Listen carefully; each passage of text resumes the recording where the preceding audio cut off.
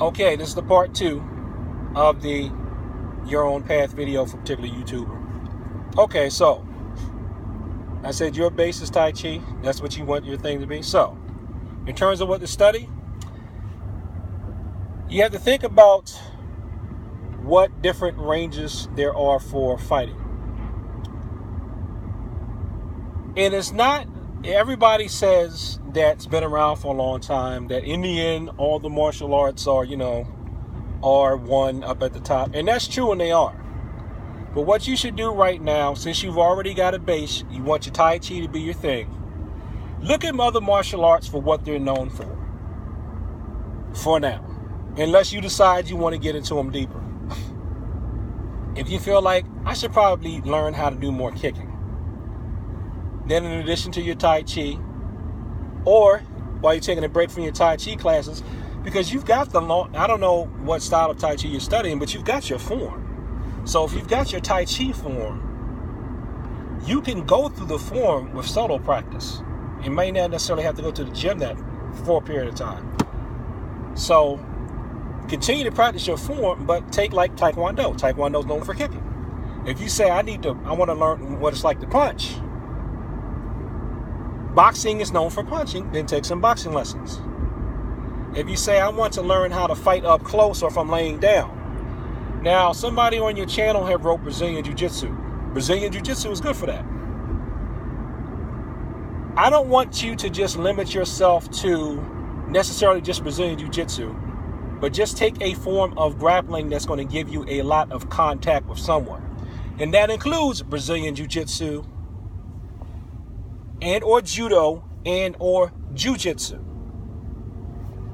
Now, in general, this is me trying to pull you into my game plan, right? Because I like Judo for that. I took Judo for a while for that. I'm jonesing to go back, so I'm probably going to go back in the new year when the weather warms up, when I have more time. Judo is very good for fighting up close, and you get to get winded and feel like you've been in a fight, but you don't get struck. So that helps your body inside train for the tumultuousness of being in a fight. But see, this is what I mean about styles. But you can get that with BJJ. In theory, the way styles are supposedly set up, you will learn how to do stuff on your feet and on the ground more in Judo than Brazilian Jiu-Jitsu. But in reality, I've worked out with BJJ players, and some of their standing game and clinch work was better than my standing, but then my groundwork was better than theirs. So that's why don't necessarily worry about which style should I take per se. If Tai Chi is going to be your route, and if you're a deep meditative person, which I think you are, it sounds like you're very self-aware. So just start meditating on, what should I do? What do I need to get exposed to? And be open.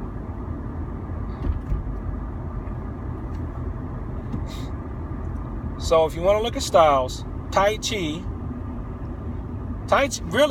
has everything that you need in it per se, but you probably don't know how to use what you need.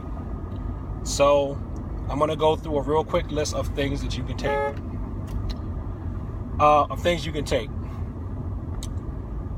For punching, kicking, look at your Muay Thai, Karate, Taekwondo, boxing. For your striking stuff. For your wrestling, grappling, Jiu-Jitsu or Judo or Brazilian Jiu-Jitsu or Sambo, or if you're lucky enough to get a wrestling class, you could just do wrestling if we're really just talking about self-defense. If you want to learn how to use a weapon, as much as I like the free form, I like stick fighting and things like that, and as cool as everybody thinks the sword is, learn how to shoot a gun, man. Just learn how to shoot a gun. I already know how to shoot a gun. I learned in the military and, being in the country. So I'm not the world's best shot, but I am good enough My hands don't shake no more with the handgun, so I know how to use a gun. Learn how to shoot a gun. Get that down first. Then from there, I would say learn how to use a stick. And a couple more things before, if I run out of time, I'm just going to stop. As far as, again, with your Tai Chi practice, I saw online a Tai Chi school in your city that also teaches Kung Fu. See, if you're going to a Tai Chi teacher, a lot of times, not always, Tai Chi tends to be married with other styles. Like if they're teaching Tai Chi for internal, they're probably also teaching a Kung Fu, which is external. So you can go with that.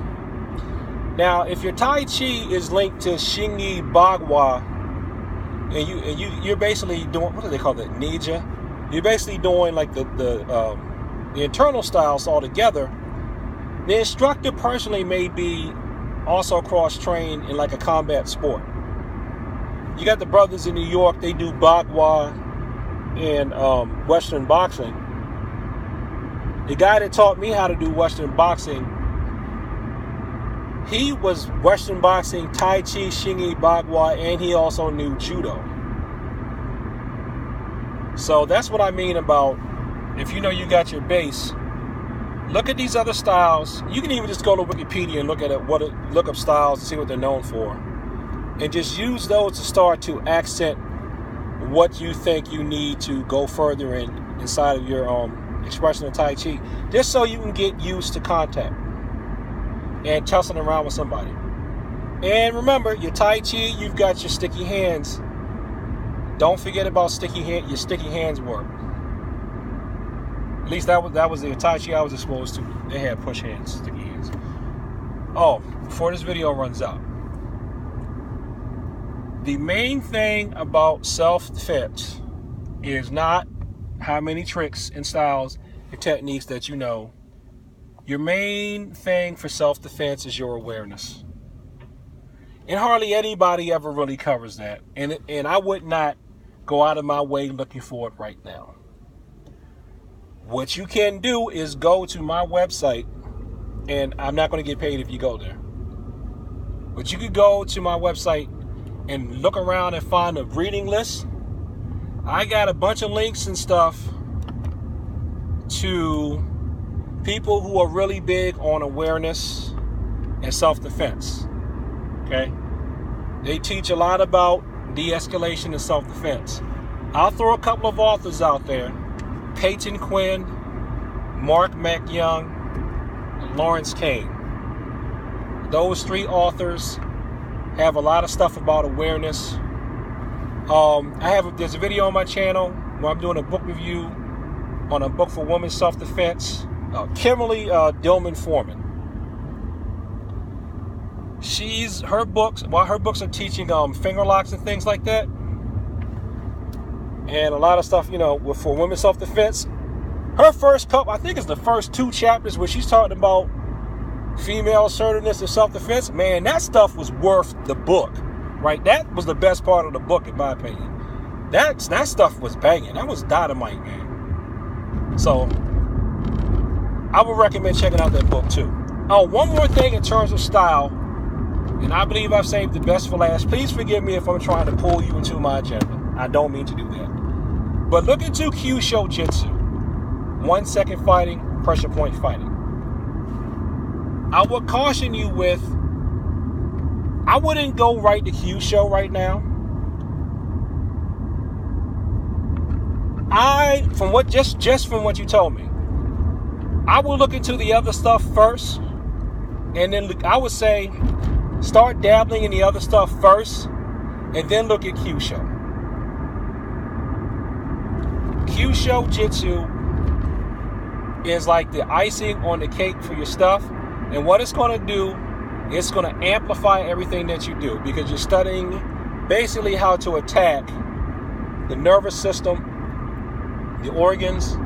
You're bypassing the skin. You're going right to the organs and the skeletal structure. And a lot of people really don't know how to do that. It's a little bit rare to find it, but After you feel comfortable, you know, augmenting your Tai Chi with other stuff, then look into Kyusho Jitsu. Okay. You got any more questions, you can contact me. This video is getting long. I'm cutting it. And you ain't asked for all this. But I thought I'd give it to you anyway. Because I got a feeling you're not the only person who's been on this journey. Because you sound like me about 20 years ago. Peace.